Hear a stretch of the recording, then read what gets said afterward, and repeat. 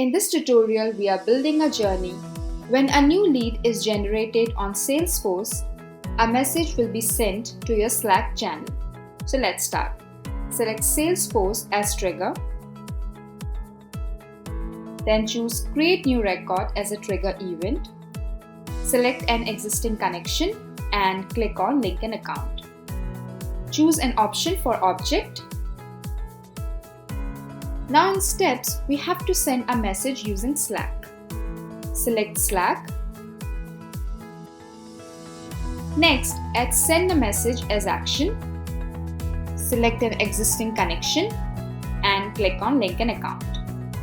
Next, select and add channel details. Enter the message to be displayed using Salesforce app data.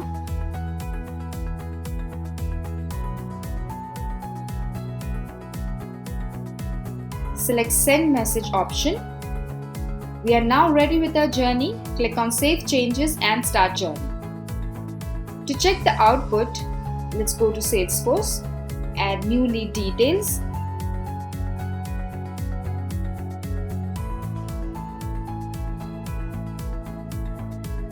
Save it.